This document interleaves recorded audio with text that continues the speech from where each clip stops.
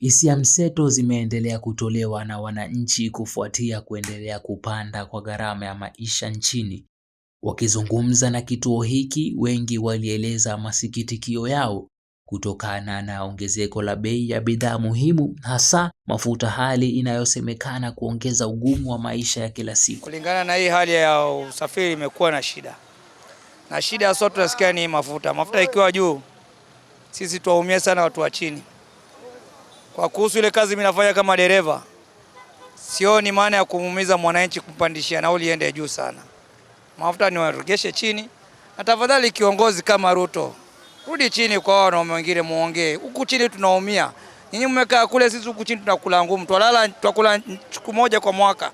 Kwa hivyo angalieni tafadhalini. Ingewezekana serikali wakatoa hiyo tax ya mafuta kabisa. Kama mwezekano yawezekana, ndio labda mambo yatarudi yawe sawa kabisa, salama. Ombi langu serikali ni mafuta ishuke na bei za vitu vingi zote zishuke. Juu kila kitu kimepanda, mafuta ndio kila kitu. Mafuta ndio kila kitu. Mafuta ikipanda, mboga inapanda, mafei inapanda. Kila kitu inapanda. Tutaishi vipi? Na tuko nchi yetu. Sisi ni wa Kenya, sisi ma foreigner.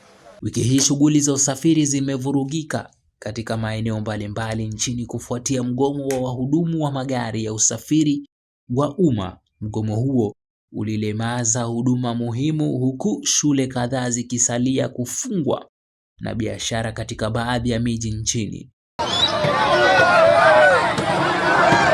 Maeneo yaliyoathirika zaidi ni pamoja na Mombasa, Nairobi, Nakuru pamoja na Kiambu County. Wamiliki wa magari ya usafiri wa umma wanasema ongezeko la bei ya petroli na dizeli limeongeza gharama ya uendeshaji, jambo lililowasukuma kuandaa maandamano wakitaka serikali kuingilia kati.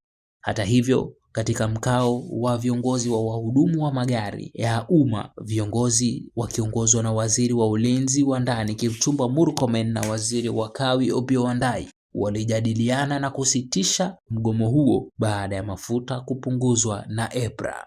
And Association of Matatu Transport Owners, mine is to urge all our membership, our drivers, our conductors to resume operations effective immediately so that we can be able to assist our Kenyans continue with their normal running of their normal activities.